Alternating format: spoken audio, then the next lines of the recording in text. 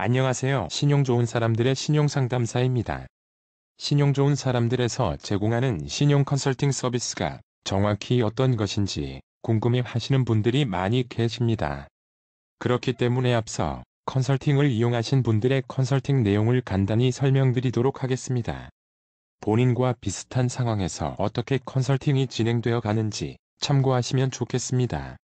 이번 영상에서는 전세대출을 채무조정에 포함하지 않고 개인 워크아웃을 신청한 40대 여성의 컨설팅 사례를 살펴보겠습니다. 우선 상담인의 상황을 간략히 알아보겠습니다. 상담인은 현재 3개월 정도 연체된 상황으로 원금 1억 2,600만 원과 이자 400만 원이 있어 총 채무액이 1억 3천만 원입니다. 특이점으로 F은행 채무는 전세대출로 7천만 원을 받았으며 월 35만 원 이자만 납부하고 있고 2개월 연체 중입니다. 재산은 채무자 명의로 임차보증금 1억 1천만 원이 있습니다. 그러나 전세대출 7천만 원을 받았기에 본인 보증금은 4천만 원입니다. 가족관계는 본인과 배우자 그리고 미성년 자녀 2명이 있는 4인 가구입니다.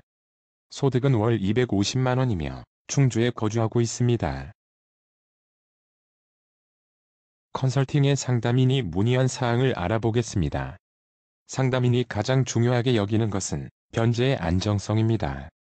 부부 소득이 높지 않으며 두 자녀를 양육하는데 생활비 및 교육비 등 지출이 많아 월 변제금을 최대한 낮춰 안정적으로 변제하길 희망하고 있었습니다.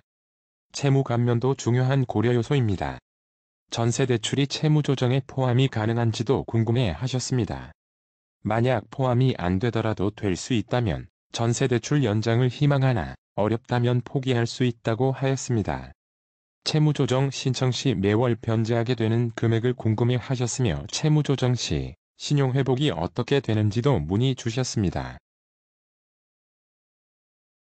상담인이 강조한 변제의 안정성에 중점을 두고 채무조정을 고려하고자 합니다.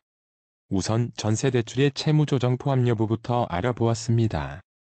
전세대출이 질권 설정 또는 채권 양도 통지 같은 반환 보증이 안 되어 있다면 채무조정에 포함이 가능합니다. 개인회생은 보증기관의 대위변제 전에도 포함 가능한 반면 워크아웃은 보증기관의 대위변제 후에만 포함이 가능합니다. 연체 3개월 이상 되어야 보증기관에서 은행에 대위변제를 하게 됩니다. 상담인은 반환 보증이 안 되어 있는 전세대출로 확인되었습니다. 안정적으로 변제하려면 월 변제액이 낮아야 합니다. 소득은 고정이므로 생계비 인정을 많이 받아야 합니다. 개인회생은 부양가족 인정 범위가 좁고 추가 생계비를 인정받기 어렵습니다. 반면 워크아웃은 부양가족 인정 범위가 넓고 추가 생계비를 인정받기 용이합니다. 여기에 더해 상담인은 소득 대비 지출 비중이 높기에 채무조정 변제를 미납할 위험이 높아 이를 걱정했습니다. 그렇기에 안전장치가 있으면 좋습니다. 개인회생은 일반적으로 3에서 4회 미납되면 폐지 위험이 있으며 별도의 안전장치가 없습니다. 반면 워크아웃은 4회 미납 시 실효가 되나 상환유예로 변제금을 일시적으로 낮출 수 있고 재조정으로 근본적으로 월 변제금을 낮출 수도 있습니다. 혹시 모를 미납으로 인한 취소 위험도 워크아웃이 유리합니다. 다만 채무 감면은 개인회생이 유리할 수 있어 개인회생과 워크아웃 두 제도를 비교한 후 선택하기로 하였습니다. 우선 개인회생이 가능한지 조건을 확인해 보았습니다.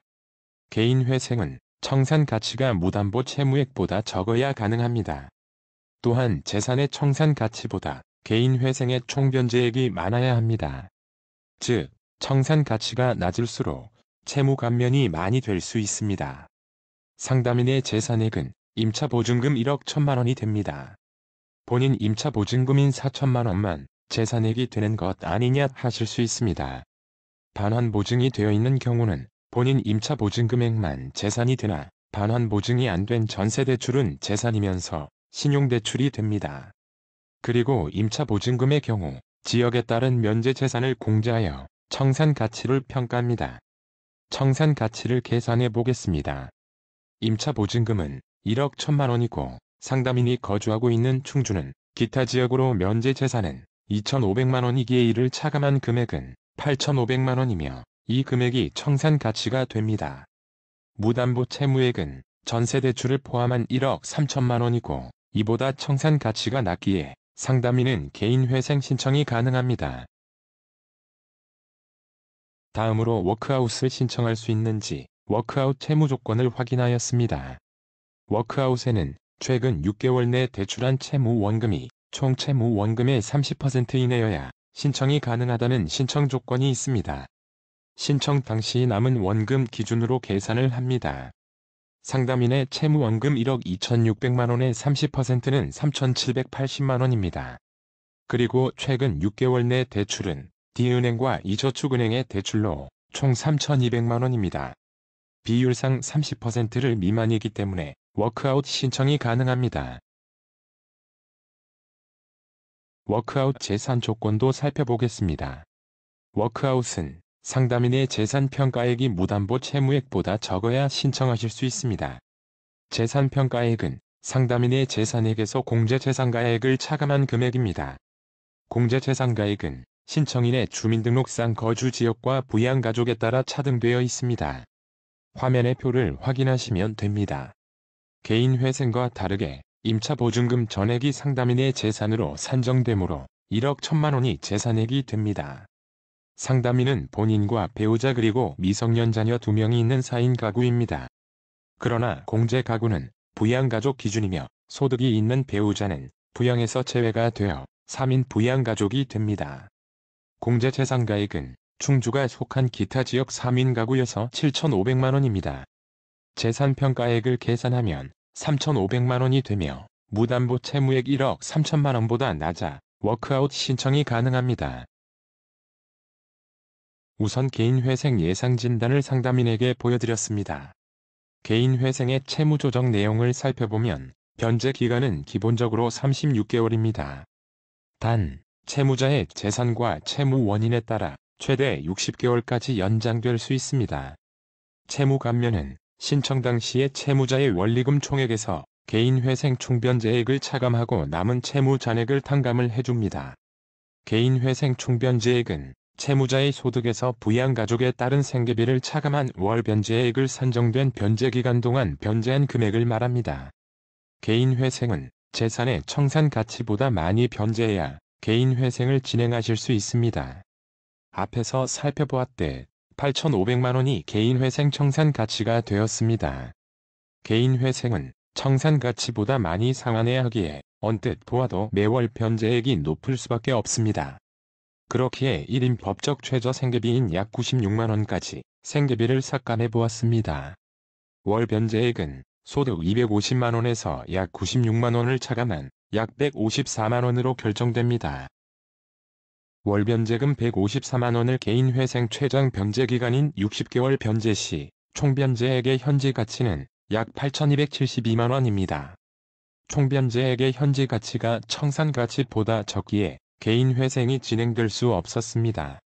변제 기간을 더 이상 늘릴 수도 없으며 생계비를 더 이상 삭감할 수도 없기에 개인회생은 진행이 불가하였습니다.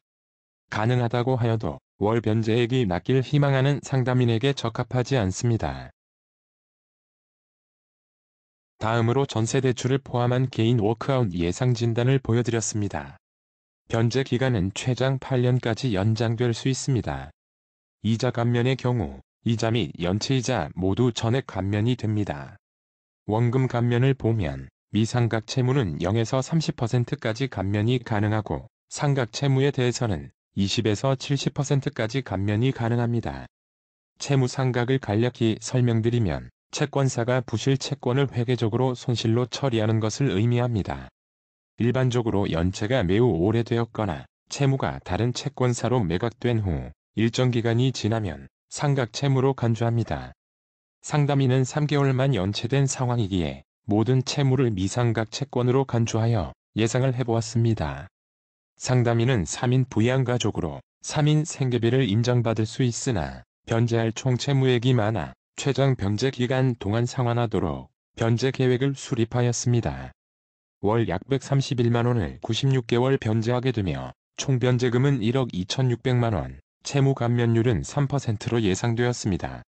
이 변제 계획도 상담인이 부담할 수 있는 수준이 아니었습니다.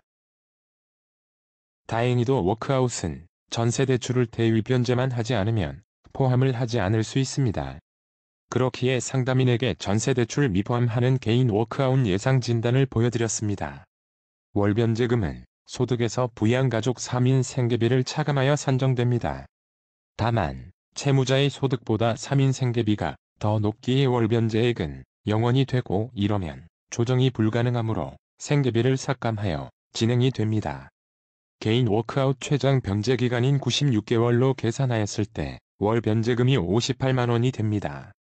총 변제액이 5,600만 원이고 채무 감면율은 6%입니다. 여기에 전세대출 월 상환이자 35만 원을 더하더라도 월 100만 원 이하로 상담인이 부담할 수 있는 수준이었습니다. 상담인이 감당할 수 있는 것은 전세대출을 미포함하는 개인 워크아웃이었습니다. 우선 연체 중인 전세대출을 빠르게 정상화하시라 안내했습니다. 워크아웃을 바로 신청하면 4개월 정도는 신용대출들 납입이 중단되므로 당장의 부담은 해소가 됩니다. 혹시 모를 미나 위험을 대비하여 상환유예 및 재조정을 안내해드렸습니다. 그리고 전세대출 연장을 포기하고 배우자가 대신 전세대출을 받거나 다른 곳으로 월세로 이사해야 한다고 말씀드렸습니다. 또 다른 방법으로 전세 만료 전 여유자금을 만든 후 전세대출을 연체하고 대위변제 후 워크아웃에 포함하는 방안을 알려드렸습니다. 이렇게 하면 현 주소에 계속 거주할 수 있습니다. 단, 이 경우 전세대출 보증기관이 워크아웃 조정에 동의하지 않을 위험성이 높아 추천드리지는 않았습니다. 전세대출을 포함하지 않고 개인 워크아웃을 신청한 40대 여성의 컨설팅 사례를 살펴보았습니다. 상담인은 소득 대비 지출이 높았고 자녀 양육 및 교육 등으로 지출을 줄이기 어려워 월 변제액이 낮길 희망하였습니다. 그러나 전세대출을 채무조정에 포함하는 방안은 월 변제액이 높을 수밖에 없어 상담인에게 적합하지 않았습니다. 거기에 개인 회생은 진행조차 불가하였습니다. 다행히 개인 워크아웃은 전세대출 연체를 정상화한 후 이를 포함하지 않고 진행할 수 있었으며 이렇게 하면 월 변제액 부담을 크게 낮출 수 있었습니다. 그러나 이렇게 진행 시 전세대출 연장 불가기에 이사를 해야만 했습니다. 반면 전세대출을 포함하여 진행하면 현거주지에 계속 거주를 할 수도 있습니다. 컨설팅이 필요하신 분들은 신청해 주시면 최대한 도움을 드리도록 하겠습니다.